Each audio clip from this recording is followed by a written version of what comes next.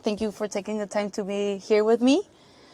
Before we start, I want to tell everyone I reached out to Dan because while living in Boston, I've been able to be part of some of the Heartbreak runs, and I'm really amazed by what Dan has created. You pushed myself physically in the track, and Heartbreak has also made me push my social limits by being able to expand my social skills to be able to be part of such a cool community. Cool.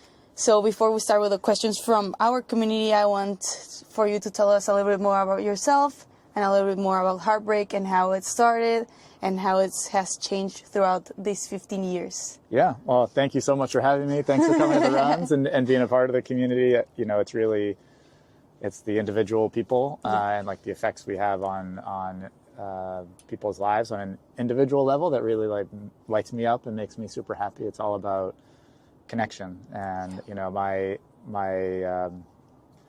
business life at Heartbreak started with my business partner. You know, we were friends in college. We met coming into cross country camp at Boston College, and you know, the week before the students got there, and we were graduated as co-captains of the track team, went our separate ways. He went into accounting and finance, and I went into the surf industry. First, I started working at a running store and coaching for a year, and then I pivoted hard into surfing and the surf industry. And then at the bottom of the financial crisis, when my 401k was tanking and along with everything else, I cashed in my whole 401k and ran up a credit card, and we started the business together.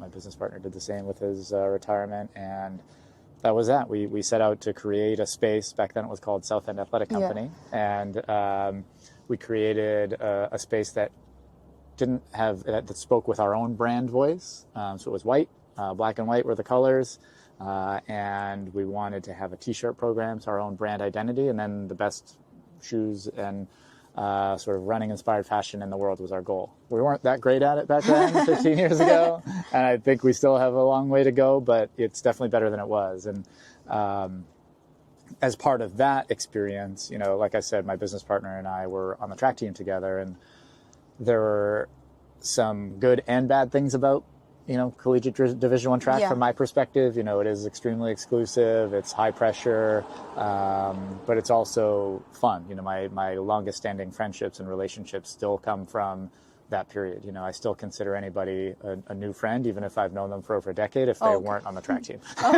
Those are like my core friends, right? So it's like that formative for me, and being able to sort of take away the bad parts of the high pressure and sort all of the competition. exclusivity. It's hard. Yeah, between it's a lot. teammates. It's a lot. Yeah. You know, inter-squad rivalries were interesting. You know, that didn't bother me so much. It was more just like I always felt like racing was pressure. You know? So I still feel that. I still can't relax at a race, and people say, oh, you must race all the time. Or I'm like, you know, I like my relationship to running is what it is now, which is much more about fostering connection and community. So the vision was to bring the good aspects of a track team to the public. So, you know, we created the first public coached speed session at our South End Athletic Company right away. Yeah. And that was always a part of what we did, was give athletes the opportunity to not just go out and run, you know, 4 miles, as I ran the 800 meters. So when people would say, like, I'm a runner, and I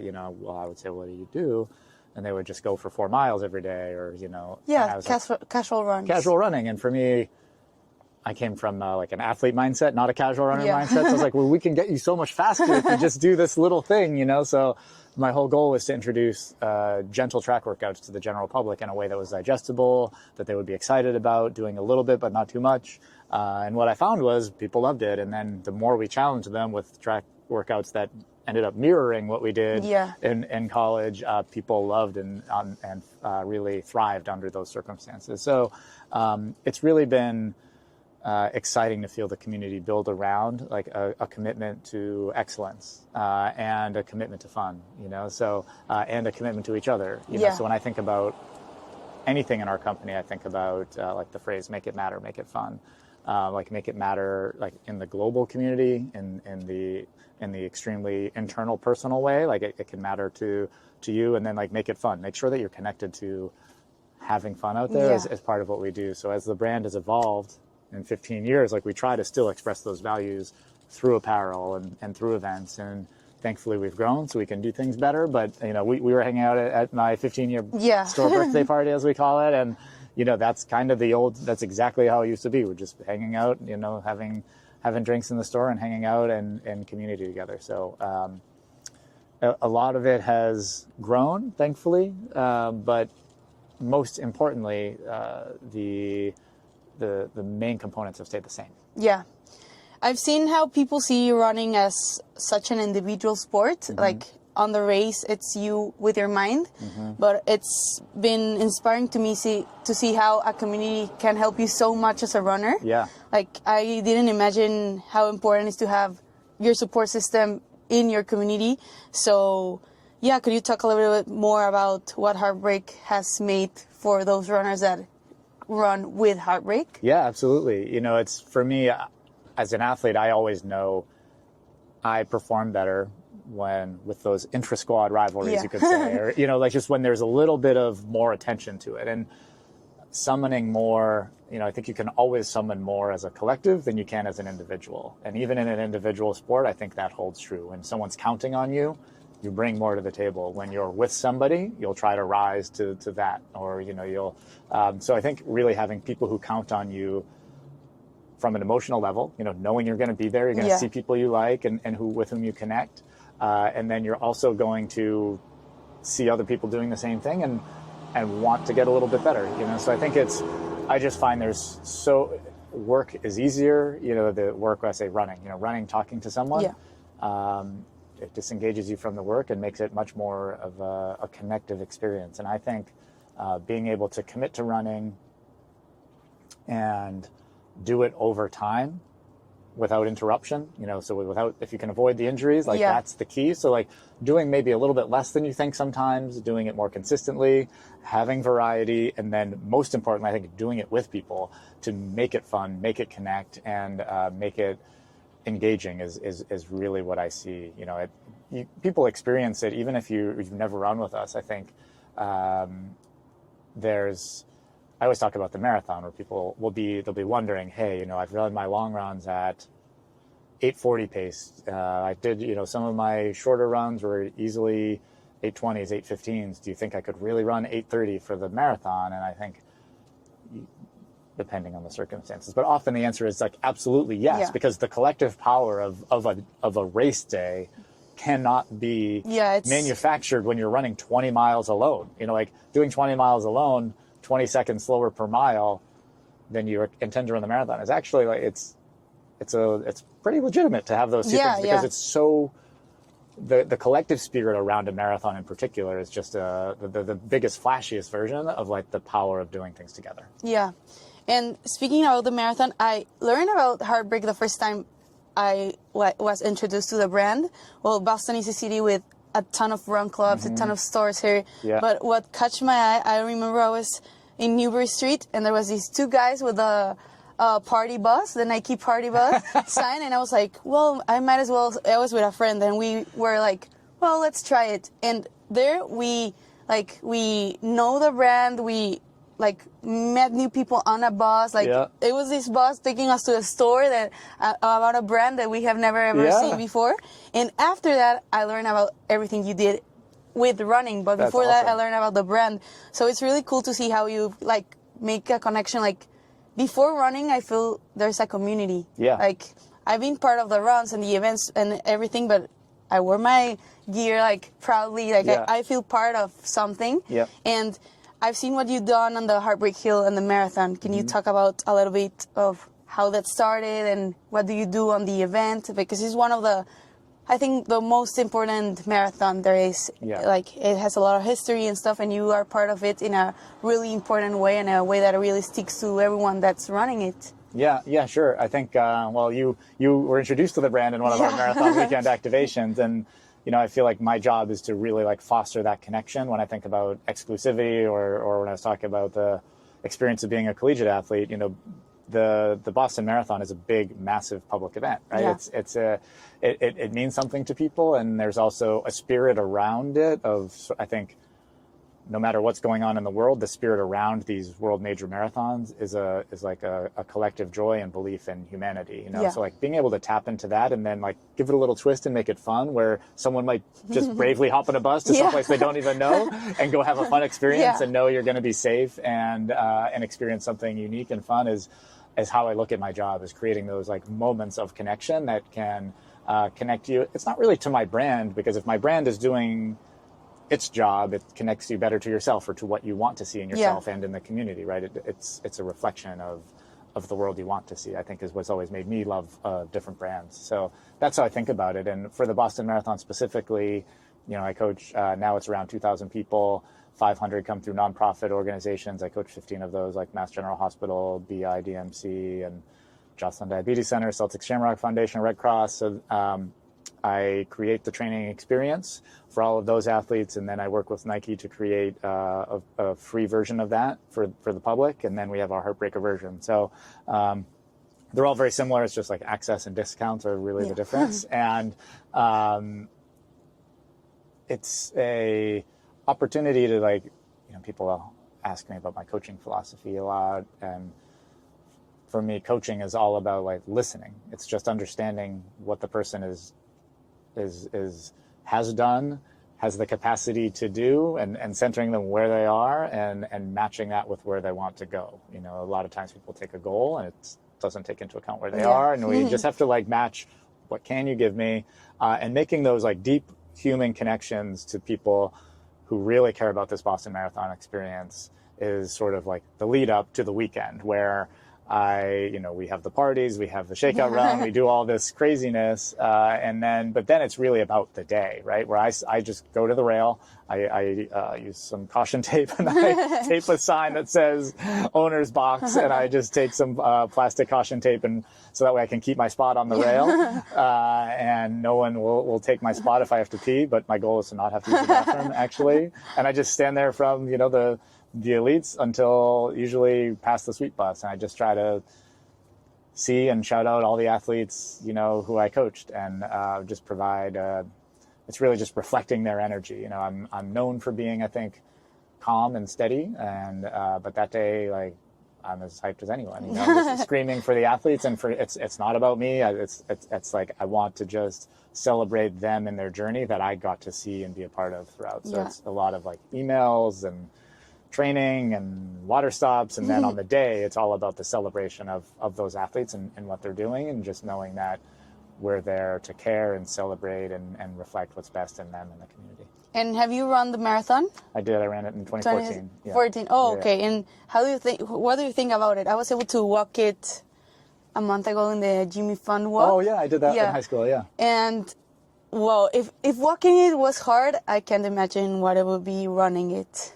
Walking's just hard, you know. It was 8 hours forever. of walking. Forever. It was the hardest thing I've had to do, like, in my life. Yeah, I did it. In high school, I did that Jimmy Fund walk, and I did it the day before track meet. And I remember I lost the 4x400. I was like the anchor leg, and I didn't perform as I wanted to, but I walked 20 miles the day before. It's not a great experience. But the marathon itself, you know, I like I said, I ran the 800 meters, 2 laps around the outdoor track, and I always liked going fast and moving on with my life. So the marathon is different. Yeah, it's another monster. It takes over your life, right? So it's as an athlete, I did it reluctantly. It was after the Boston Marathon bombing, and I was coaching nonprofits at the time. I think at that point I was just coaching Red Cross, BIDMC, and Mass General. And after the bombing experience, it was sort of it was an assault on our city. You know, it was an act of terror, and that was sort of a catalyst for me to say, okay, I'm, you know, there are people who are, you know, who died here and whose lives are changed forever. I need to get in the game for the next one, and as a show of force and resilience with my city, you know, and that was motivating and emotional, and I you know, ran a qualifier. There was a race in Pennsylvania, the Lehigh Valley Allentown Marathon. That was like the last, if you ran, back then the qualifying was by time. So if you ran 20 minutes faster than qualifying, you could sign up on the first day. Oh, okay. If you ran like 10 minutes faster, you could sign up 2 days later. So they did it like that. So my goal was to sign up the first day you could sign up. So I knew that I got in. So I did this race that was the last day. If you ran this marathon, you could sign up the next day if you qualified. So it's like full day. So like I'd have the most training and be able to sign up the next day. So, and a lot of people did that. I think that race sold out that year. So I did that. I qualified and then trained for Boston. And, you know, that experience was foundational in terms of creating my training and sharpening it up and working through the mindset. Yeah, you lived what it was for, what it was going to be for the runners that you trained. Exactly. So when it came to the race, you know, it was long. You know, it wasn't for me. It wasn't. I'm very different as a human being and as an athlete, you know. So as a coach, I am wholly a human being. I'm not an athlete. I'm working with the human being. But as an athlete, it's strictly about a job to do. Yeah. You know, my wife makes fun of me that I'm like, I don't even know the weather if I go out. Like, I'm not one of those like looking around, what a beautiful day to run. I've gotten there now. Maybe I've mellowed out a little bit in the past 5 to 10 years, but I'm generally, I have a job to do. I believe in athletic performance, preparation and performance. So, you know, I just wanted to get there and run it faster than I ran the qualifier on the harder course. And I did. And I remember it being mostly miserable. Yeah. It's very long and I'm glad I did it. But I just wanted to prove that I could. And when I got done, I remember thinking to myself, like, God, that was long. I'm so glad we're done running. And I was like, man, I don't want to run that long again.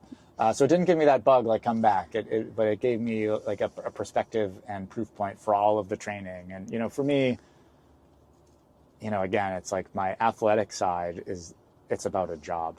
Like, it's about performance and doing all the things so that you can do what you hope you can do. And that's what I bring to my own performance. But when I think about it from a coaching perspective, I'm much more focused on the joy, the connection, and the meaning you can find by working with people, discovering new things about yourself. For me, because the race is so strictly performance, and I knew I could do it, the interesting parts were in the journey to realize, you know, my hardest run of my life was, I think it was my first 15 miler.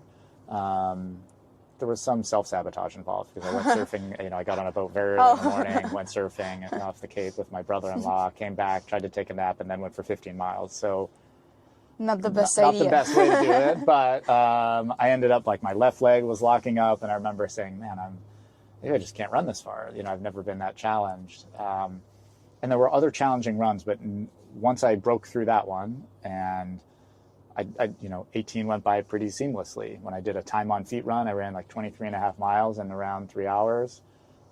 It felt very comfortable, you know, and it like feeling my body go from 12 kind of sucks, 14 kind of sucks, 15 feels impossible, to 23.5 feeling pretty darn good. I can definitely finish another 3 miles in that time and do it faster, no problem.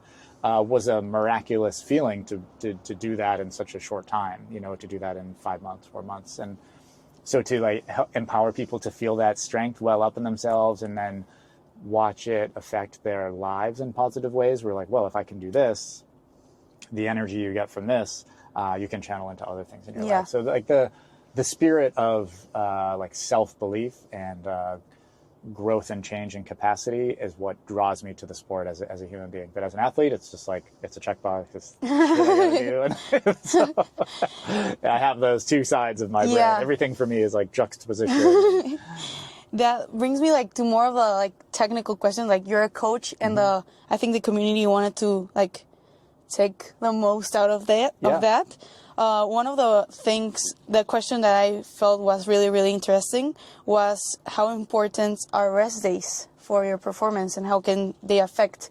Because I know when you get the rush of trying to run a race, you feel like those rest days, like you feel like you're not doing enough to achieve your goal. So you as a coach, how important do you think are those rest days? Yeah, rest and recovery are critical. You know, you can't...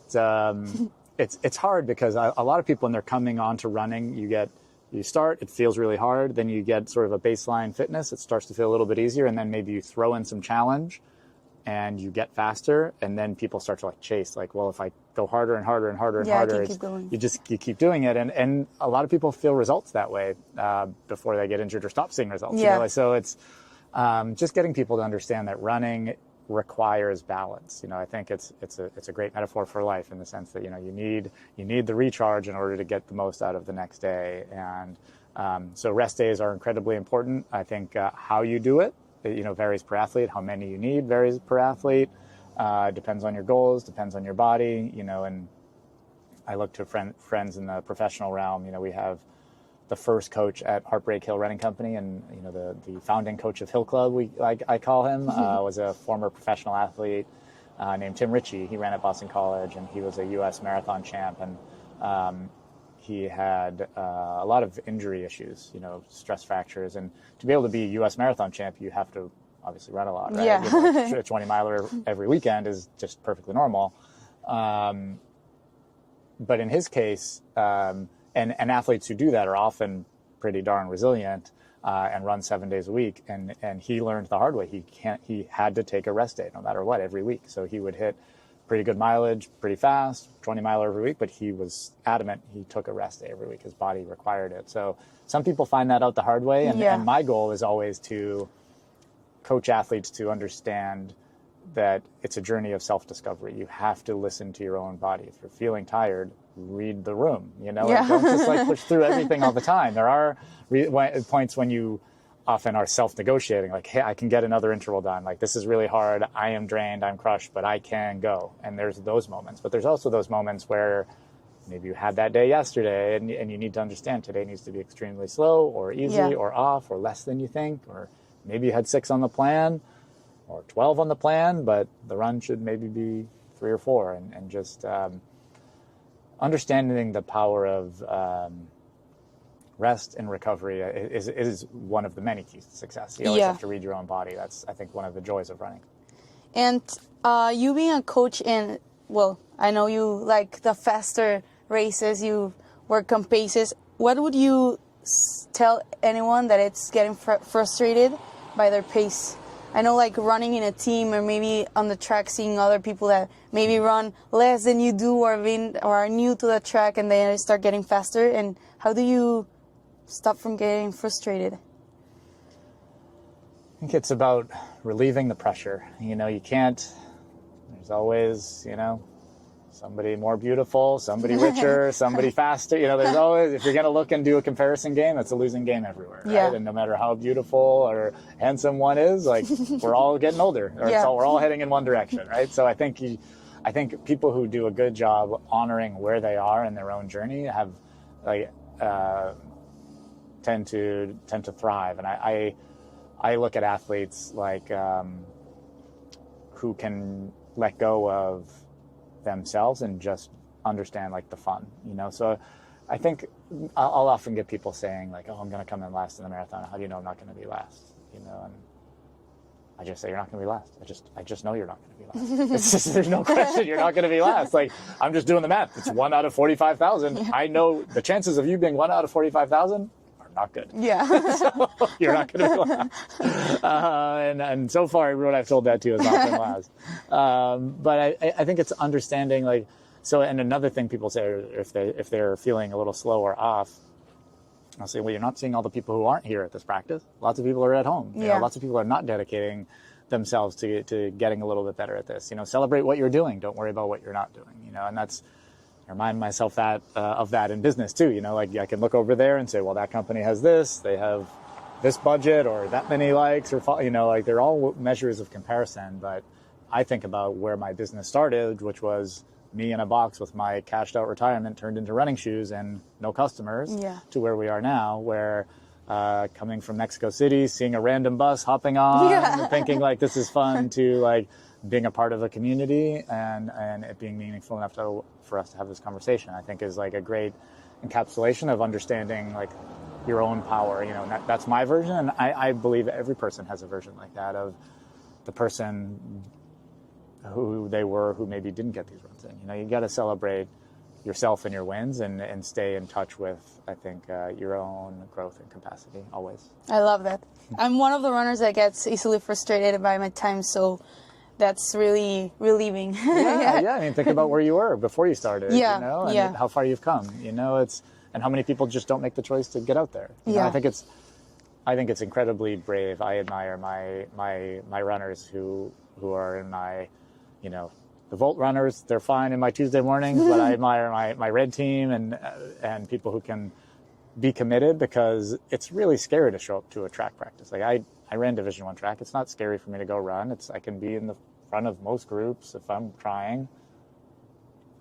And that's not brave. It's just, it's sort of whatever people bring. It's like, everyone has unique skills. And I think like a commitment to the joy in the process is what has like the most outcome. So I always admire my people who start when it's, for me to join a running club, I've been running competitive. I ran competitively 8 years, right? High school and then college, and then didn't really like it. Didn't really enjoy it. And even after owning the store, considered myself more of a failed basketball player or a surfer than a runner, because I just didn't identify as that. And so I think that was my lens. And I think people who like see it and commit to that joy, like it's just one aspect of who you are, and it's an empowering one, and don't lose sight of all the good things it brings to your life just because other people do it better. It doesn't matter. And then I think the most important thing that all of our community wants to know, most of us are going to start our training for our first marathon next year. Okay. So if you could only give one advice to anyone that's starting to train for their first marathon, what would it be? The thing I say the most repetitively on my videos is like, be where you are. Yeah. So if you're just starting your running journey, I don't care that you see a 20-miler on your plan on the horizon and that your goal is the marathon. Like, you can only do the marathon if you do the thing that honors your body and your goal today. So the goal today is to be, I think also the goal for today's run is to enable another run, right? You can't go to the well so hard that you just can't run anymore. So understanding that running's a little bit unique where you don't go to the well very often. I think you get a lot of benefit from, certainly pushing has its place, but you always want to leave a little in the tank until race day. That's when you let it out. And understanding that you always want to be hungry enough to come back for more. Don't grind yourself down because you think that's what you need to do. Or maybe you saw somebody and you think, well, I can do that too. And you just don't understand that, well, that person has run a marathon before and 8 miles might be easy for them. But that's not you and your body. You can be an incredibly athletic person and running can beat the crap out of you, and it might be something for everyone there's a degree of humility. Yeah. and I think it will teach you that if you don't bring it with you. So I think that's really important is to be humble, but that's also just part of, for me, being where you are. It's just understanding, like, if 2 miles is new for you, 3 miles is 50% more. It's not just 3 miles, right? It's 50% more than what you're used to. That's a lot. 4 miles is 100% more than what you're used to. It is also just 1 more and 2 more miles, so you will get there. But don't honor that difference. Check in, take the easy day, and move forward. And then the other thing is just being flexible. I think people think coaching is about the spreadsheet I send out, right? Like, that's a spreadsheet. There's not much personality there. It's not a human being. It doesn't take anything into account other than what I wrote whenever I wrote it, right? So I think understanding that you're a human being, this tool is a guide, and bridging the gap. Like if it peaks at 20 and you only run 18, so what? Yeah. You'll muster those 2 miles on the day. It's most important that you're healthy, happy, emotionally strong, because the marathon takes everything. So you've got to build your capacity and stay positive. And it's a journey. it's a hard one, but that's the joy in it is that journey. For me, it was exactly that, learning, feeling myself go from, I don't know if I can run a marathon, 14, 15 is so hard, and then 18 a couple weeks later felt good, and that unlock happens for so many people. I've seen it for, I remember this athlete with whom we've worked many years now, but she came on, her son was being treated in the Mass General pediatric oncology unit, and for her, obviously that's an incredibly stressful time. Her son was diagnosed with cancer, he's being treated, she's channeling this energy into a marathon. She's never run a marathon. I don't think she had run much before, and I remember her being so nervous at the kickoff event, so uncertain she could do it. And then I remember that same season, the week after the 20-miler, doing a hill workout with her, 20-miler on Saturday. Then we're jogging the cool down on Wednesday together. from a hill workout, and I was like, remember how nervous you were about doing that run, and now 3 days later you're jogging up and down Heartbreak Hill. You know, like it's a radical transformation, I think, and it's important to do it so you can, from an athletic perspective, but it's also, I think, really important to see it, you know, to like understand what you've done with yourself, you know, through that process. So you get there by doing it one day at a time, by honoring where you are and knowing that like it's going to prove to you your own power, but you have to let it, and you have to be patient. Perfect. Thank you so much, Dan. Thank you so much for your time, and thank you. I know our community is going to be really thankful, and we're going to learn a lot about this conversation. Thank you. Yeah, thanks for having me. Thank you so much.